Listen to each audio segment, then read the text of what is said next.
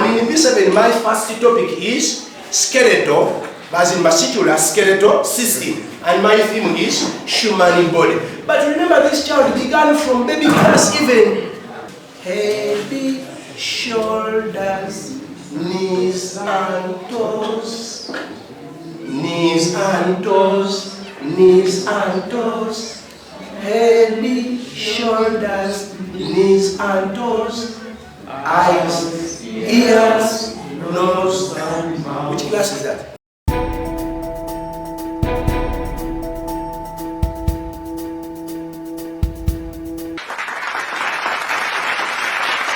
Guys, thank you so much. Welcome to the channel. My name is Julius Ojula and welcome to JOCARE services here in Uganda. Today we are here in Amuria District where we are having a training of teachers here in Amuria with a team from Wakiso. So guys, thank you so much. Welcome to Amuria Primary School, and this is Amuria District.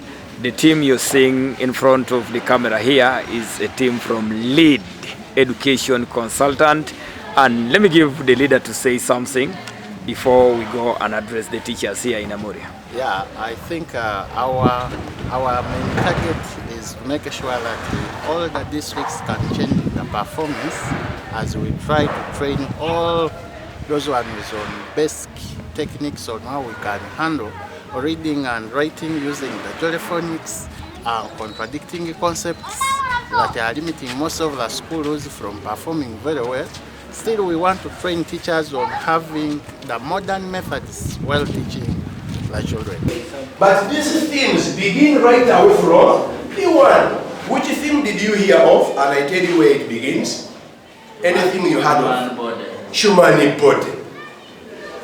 Do you know where human body begins? And in P7, my first topic is skeletal, as in muscular skeletal system, and my theme is human body. But remember, this child began from baby class even. Do you remember our teachers telling us? Head, shoulders, knees and toes. Knees and toes. Knees and toes. Head, shoulders, knees and toes. Eyes, ears, nose, and mouth. Which class is that? Middle class. Primary one. No, please. Listen, We are dealing with what? Primary. And when you get the syllabus for P1, it is P1 specifically. P1, okay. But they come with an idea. Now, what is that teacher really teaching this child? The human body. The human body. Which is your thing in what? In P7. Now, don't think this child has come in P7 or to P7 without knowing the human body. Introduction. And when I'm in P7, you know what I do? I make them sing that song. Head, shoulders, knees and toes, eyes, ears, nose, and they say, teacher, why are you bringing here things of P1? Now I'm going to teach you the human skeleton. But where is it found? In our body. Now, in P1 to P3, P4, P3 mainly, that theme is teaching you or letting you to let the child know the outside body parts. That's why they don't enter inside. The eyes, the nose, the what, generally from, and how to care. How to do what? To caring about our bodies, outside body organs. Then in P4, now we begin to introduce that. Do you know that even in your body there is a heart? Have you ever heard of a heart? Well, of course they know, Yes, where is it? It is here, pumping. Hey. Now you begin introducing the inside ones, but briefly you end there. But what you have to know is this. Let's coordinate now to your name. Every question of the human body, like I'm giving, why are they putting that there? You will realize that the last question is all about caring. You can make research. The last question is all about? Yeah. The reason why I'm teaching this child the heart is to make this child know that his heart is important to him. So he must know how to look after that heart. And what are the problems you will find? Right? Anyone disease of the human heart. Then the last thing will be how to care. How to care. Now, this is what we do, teachers. We put a lot of energy in the introduction, the heart, the bones, we name them, and now, by the time we reach this way, we always say, you read those ones. You read it now. How do we care for the heart? By doing this, we put less time this way. Yet, what is the main reason why that topic was put in the curriculum? Is it for this child of P1 to know the heart pumps or P6? To know how to live with our body organism properly. That's what they are testing. In the beginning, I told you why is everything put in the what? In the curriculum. There is a reason. So that is one area. Human body. You introduce it like that. Introduction to machines, as in matter and energy. These children began with the technology, P2, P1, technology, how to apply knowledge with the resources available. Then as they progressed in P3, they began on air and the practical bit of air. Then they went to P4, measurements, P5, like that. Now, matter and energy rhymes with P7 match and P5. I don't know whether you have ever realized that. Matter and energy is so much in P and P7. So even in P6 there is sound energy. Some topics seem like repeating, but the issue is in certain areas there is where content ends, like plant life in P4, and in P6 you just add on. By the time these children come to P6, they know much about plants, but you add little. So that you complete the what? Now, how many themes do we have? There are 9 things. 9 themes. Can we talk about them? Themes? Any theme you know? Matter. Human body. Human body. Number 2? Matter and energy. Matter and energy. Science in human activities and occupation. Another one. Our environment. Another one. The world of living things.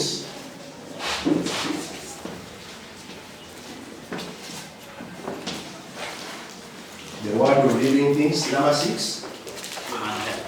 Human health. Another one. Population.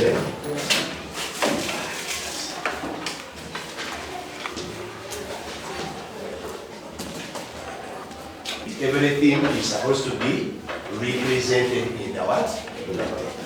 And this should be even in our normal settings, the papers we do at the end of the term, mid-term, and beginning. You must represent that I have to say about humanity, I have to say matter, I have to say this, I have to say. Now, the challenge is some other things come later in the course of the primary course. At the last bit of P7. Now, teachers, the finding is most of us, once we teach up to light energy, we say that third term also work is what? It's easy. People can easily. No, we don't teach. Now go and find out the last all of the years, by the way. If there is a paper, P7, which is missing interdependence, population and health. They say the reason they know you don't want. Another issue. The themes and the topics in the last, which are last in our classes, teachers don't want to teach them. This is the teacher of P5. After teaching, and it is like there is one topic missing. These children are supposed to go to where? To P6. Misses that. Now the child goes where? To P6. Without that topic being what? But your neighbor is not going to know that. That's why I encourage you, you can write this, to make records of work. Administrators, teachers must make records of work. A record of work informs the teacher in the next what?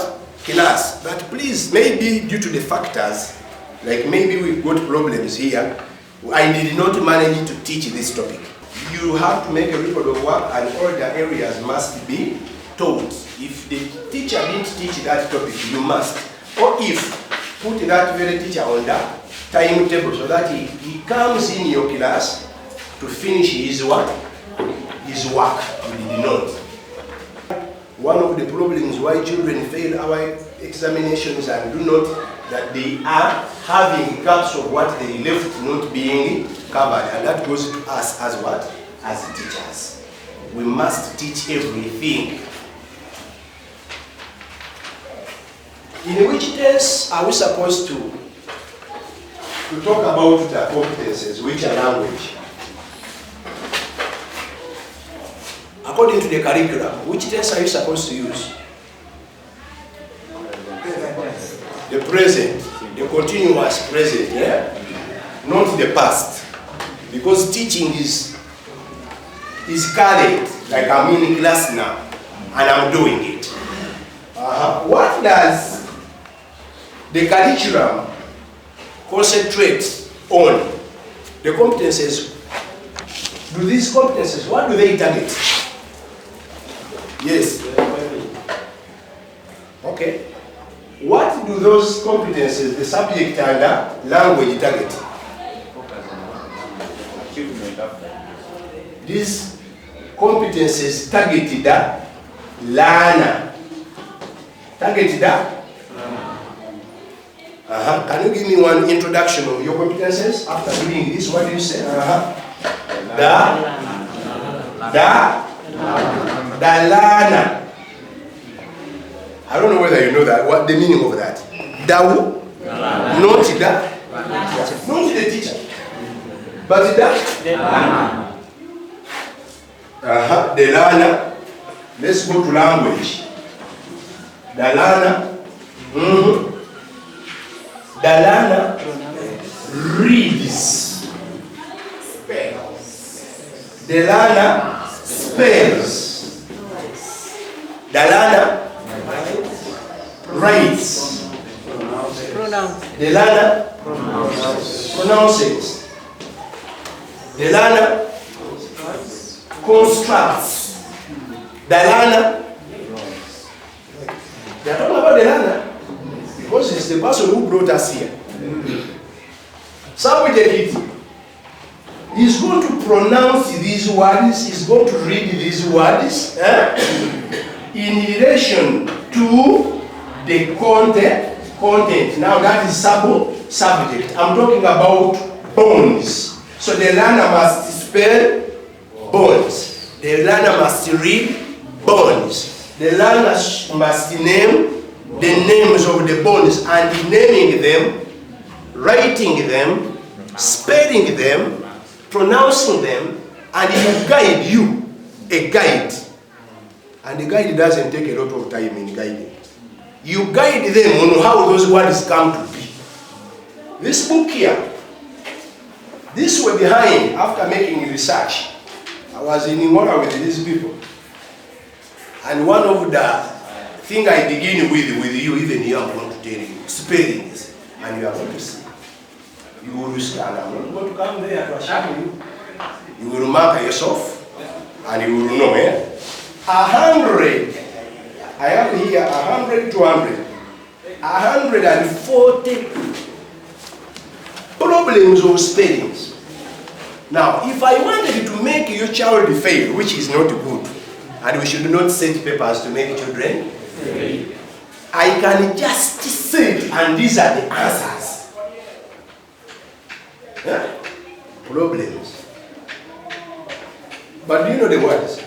Very simple ones. We are going to see them. And some other time is, even the resources we have, spell these words wrongly. Even we as teachers, we write on the chalkboard wrongly. Now the child is going to write them wrongly. Then he will come and they mark them wrongly. And they say, they make a report like that one, that the children failed because of language competences. Did you apply them? And language competences, I'm talking about it, does not end on spellings. Even question interpretation comes in with the language. Because if a child cannot read, cannot interpret. You cannot interpret what you have not read. Clear? So we are going to be seeing different questions of that nature. So language competences. Now, let's go to subjective matter. Subjective. Let me just give you a question of P2. Oh, that's captain.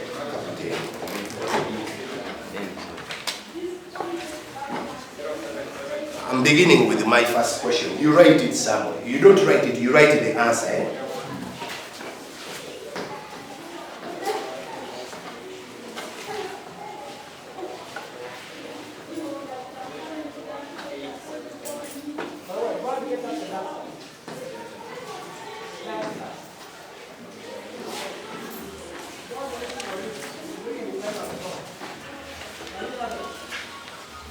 Sometimes when we see these questions, people say that this is contradicting concepts, but not contradicting concepts. This is now language competences. Give me one answer. The question is there. Give one way you can manage accidents at home, can be at school, at work, but write one answer. And which class is that? Is this not P2? P2, they study accidents. P1. P4. But accidents, by the way, they cut across. Now, that is the question number 10, PLE. Our children, I'm going to be very fast. You teach children, light hits from the source. How do we call that, right? Together. Where it hits the surface. Point of Teachers, P7 help us. Point of incidence. This is incident rate. Point of incidence. At that point, we create. Let me use that word critically. We create. It is you who creates it. That's why you don't it, because it is not there. And that one is a normal line. And the normal line is ever imaginary. That's why in most cases we dot it. Now when we create that, when light hits here, it is going to be, I like that word, it's going to be bounced. Here we are in class, you're teaching them that. They are seeing lines and angles on the chalkboard. Light, it comes in like this and this. Now these angles are created. The angle with the incident ray is angle of incidence because of the mother point, right? And this one becomes the angle of reflection. Here we have two laws, you know them. The first law is the whole diagram, and the second law bases on the what? On the angles. So the first law is, you tell them the diagram, the incident ray, the reflected ray, and the normal ray. It is not a ray. It is a line. Though a ray can pass there, but this is just a line. And the normal line, all at the point of incidence, lie on the same plane. That is the law. And the first one.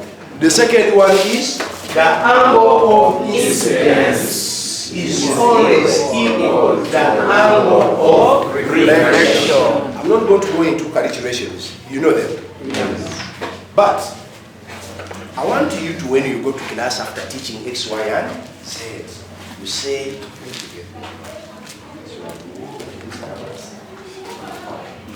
how do we practically now come to bring the idea? Someone to come and help me here.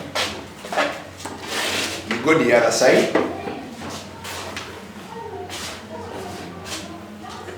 Now you're teaching the thinking practically. How do we relate that? Since reflection is bouncing of light rays, what can we use to make that visible?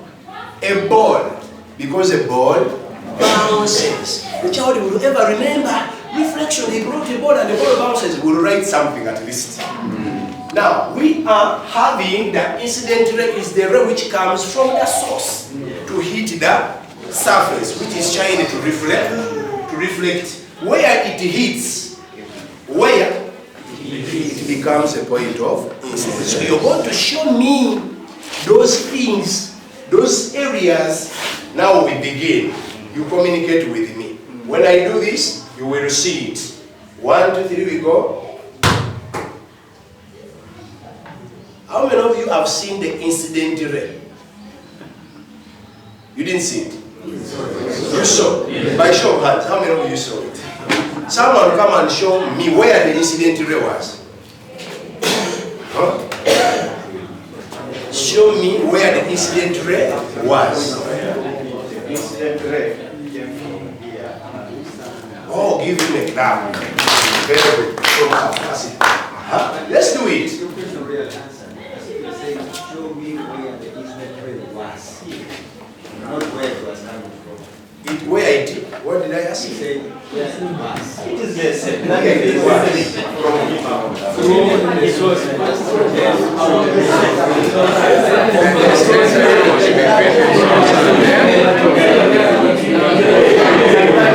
it was there. It was not there. When it is here, it is not a ray. It becomes a ray after moving. Because a ray is a path, light, travels. So I do it and you observe. You're creating observation, critical thinking. We do it again. Let's go. Which ray? Incident ray. Refracted ray. Reflected ray. Okay? Yes. Someone come and help me. Show the point of incidence. Ray, come be here close and you're going to show me the point of incidence.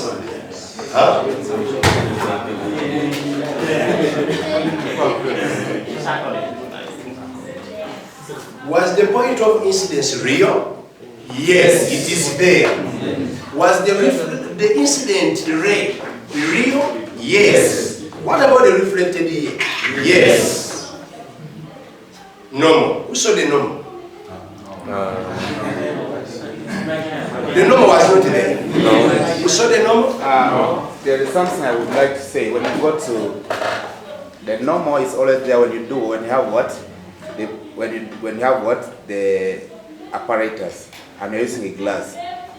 It can be seen. And you find that for those of you who have gone higher into what? Studying physics, you can do it. That's why you find that there are 3 laws of reflection, whereby the third one says the normal ray, that they use always that word, is always at perpendicular. I'm still developing a concept of reflection to a person who has never heard of anything called reflection. And you people, I'm seeing you like P7Z. If you will find me talking to those who are higher educated, we shall speak what is here. And some of you will get out of here. So every level has, because I'm not teaching the types of reflection beyond. I'm teaching the concept of reflection. I don't know whether you're getting it. I'm developing from scratch.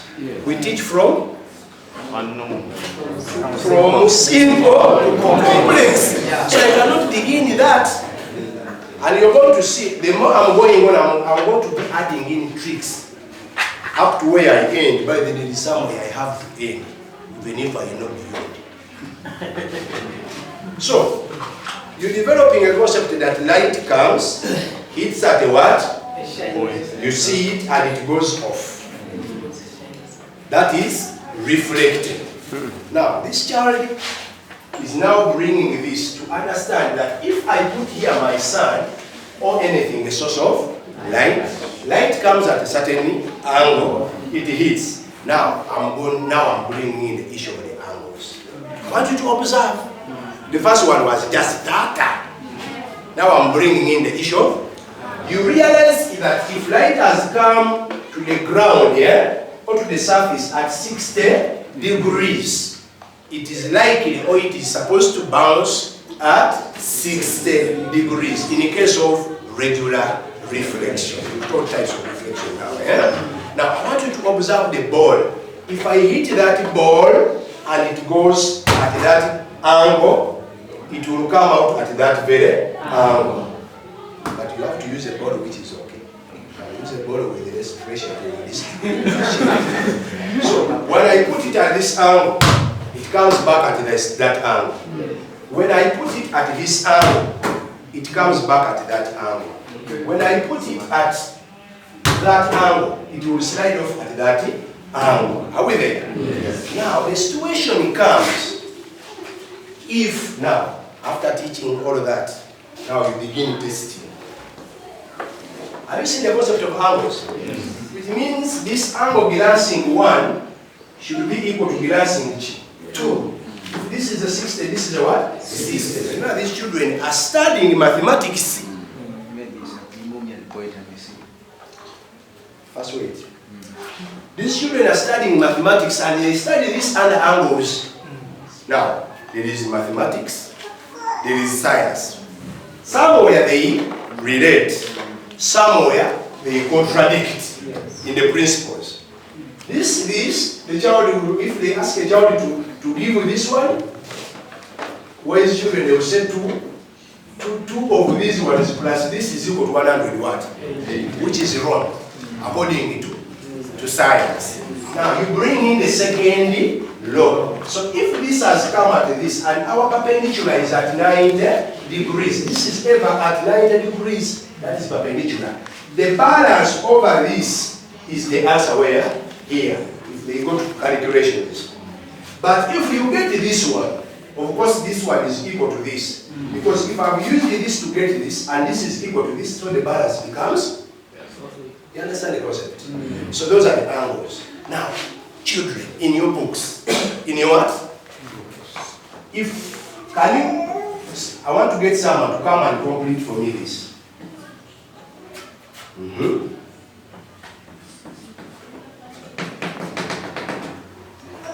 can see, but okay. Someone, we are in period here and the question is complete the diagram by drawing the reflected ray. We advise children whenever they are dealing with the light to have rulers. Because the light, you say, the light travels in a straight line.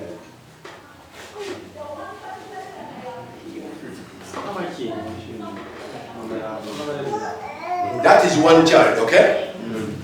After giving them that test, you know that, by the way, whenever you give children, I didn't want to move so much there.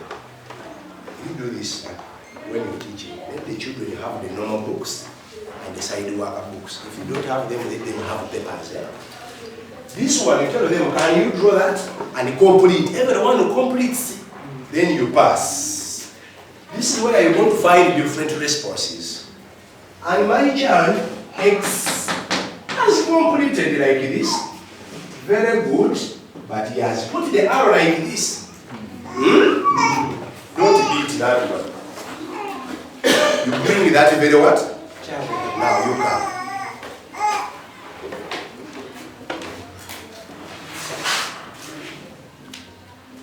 Let me do this. You're seeing this arrow together? When the ball came like this, are we there? Where did it go? It goes this way. Now what is this arrow showing? Coming that way. Let us see whether if you throw the ball to come this way, it will go back that side. So you're going to do it and you see.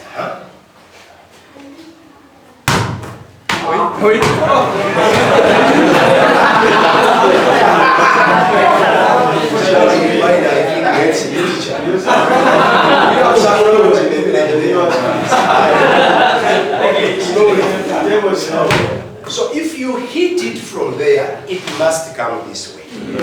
And don't cram that ever this ray should ever be this way. The ray can be at all angles. For instance, when I do this, you're teaching that concept, reflection. And the one comes like that, it can bounce off like that. Let's try to do it. You extend it a little bit. Follow the that.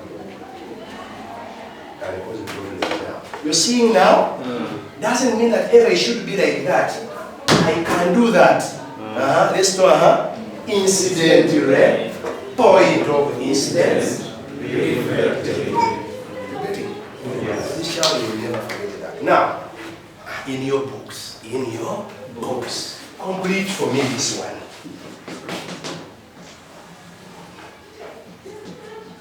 This is my incident ray. Complete by drawing the reflected ray.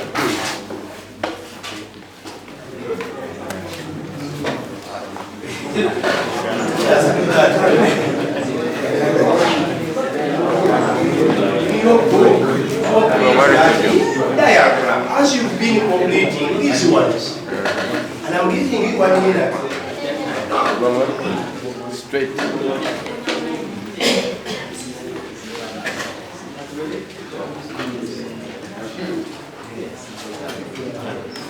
And you name your ray.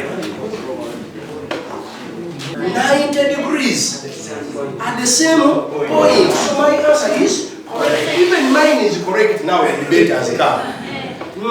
Now, why is this one's answer wrong? The learners, for you are there as a referee.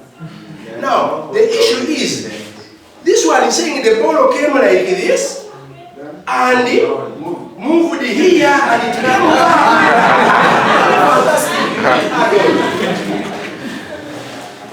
So you tell her, okay, let's do it yours. If I put here the ball, will it come back in the same line, or it will move here and it comes back? Teacher, it will come back from here. So is your answer correct or wrong? I missed that. Then that is what is done. So use the ball to teach reflection of light. I'll finish that. Anyway,